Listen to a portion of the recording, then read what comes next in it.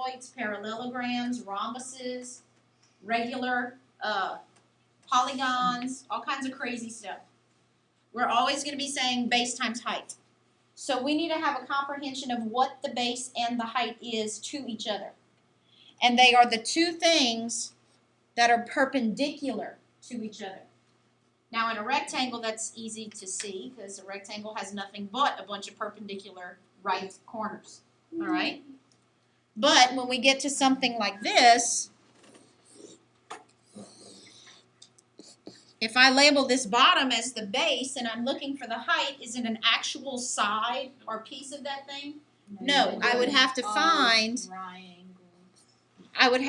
the perpendicular height from that base. Okay? So we're just going to adopt the words base times height instead of length times width. The area is base times height. The perimeter of a rectangle is 2 times the base because opposite sides are equal, plus 2 times the height because opposite sides are equal. All right? Now, once again, don't think it's going to be as easy as I'm going to say this thing's 2 by 4. What's the perimeter? What's the area? All right? It'd be really nice if you did that. Yeah, it would be. But, you know. Okay, suppose I said that the perimeter of this is equal to 60 inches and the base has a measure of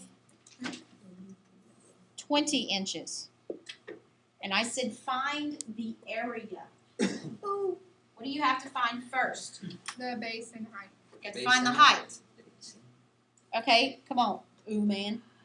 Base is 20 and then the top one's 20, which makes H 10 and the other side 10. Very good. If these two bases are the same and they're both 20, then you've already accounted for 40 of these 60 inches, which means you have 20 inches left to spread evenly between the other two sides. So it's got to be 10 and 10. So what's the area? 10 times 20. 10 times 20.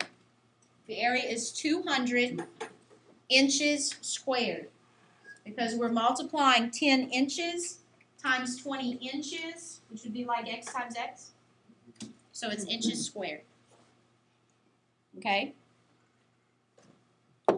We also have a theorem in here which said,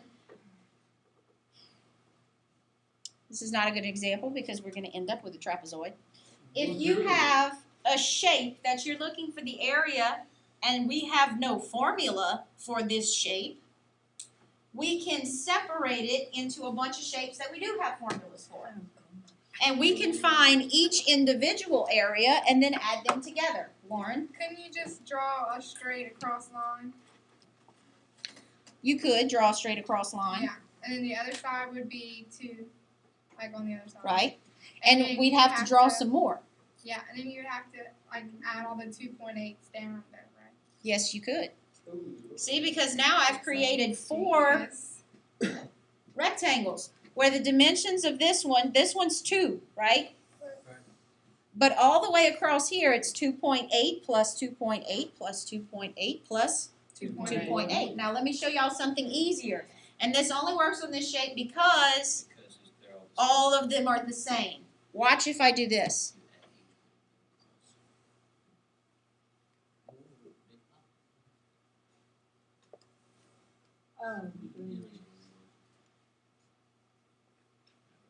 Only because these measurements are all exactly the same. Okay? Can I do this? Imagine this to be like bricks. Say this was a little pavement thing you were going to make in your backyard. Each brick has the same dimension. This is 2.8 all the way down. This is 2.8 all the way down. This is 2 all the way across. So each little brick is 2 by 2.8.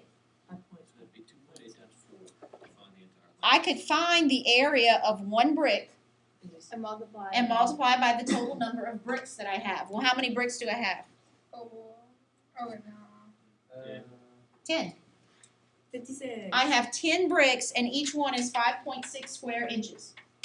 So 5.6 times 10 gives me, 56. okay? So if you see a crazy looking shape, and you say, well, I don't have a formula for that, so you break it down into things that you do have formulas for. All right? Now, in the exercises you're doing tonight, you're going to be dealing with pictures and you're going to be trying to find the area based on the given information. And in the instructions, it says all consecutive sides are perpendicular, which means this is 90, this is 90, this is 90, this is 90. Base height. Okay? If you're going to find, first off, this is a rectangle, right? Correct. Yep. So to find the area, I need the base and height. I have Yep. neither. But I do know that this is a 30, You can do sine and cosine. 60, 90 degree triangle. I can use sine, cosine, or tangent, or I can use my special right I triangle. always forget the formula. This diagonal is the hypotenuse of the right triangle, right? If I know the hypotenuse, how do I find the short leg?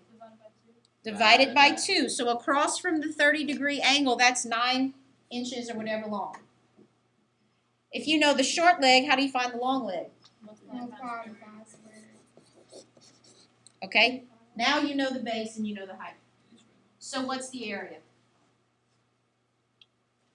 9 times 9 times 9. 81 square roots of 3. Yeah, that makes sense. What about the perimeter? 4 times. No, not 4 times that. 2, 18 square roots of 3.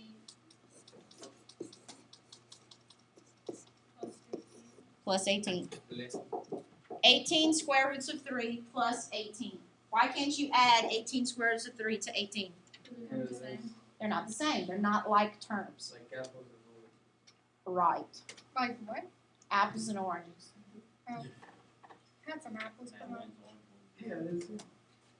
Good. I even saw the hair. This is gonna be crazy tonight. That was great. All right. Special triangle 45. Oh, we already did that Oh, we did, huh? Well, let's change the number. one. Oh, The number won't change. We can do this. Oh, no. Hey, it's still special. We're throwing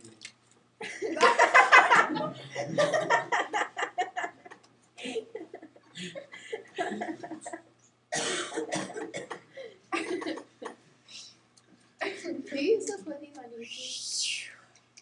Do I? What? You put them on YouTube. Not for much long. Not for much longer, yeah. I just said, do you sell cookies on YouTube?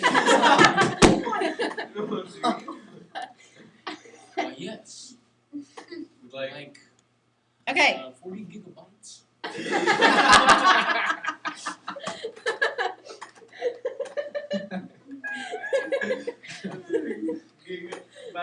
Gigabytes. I get it. I get it.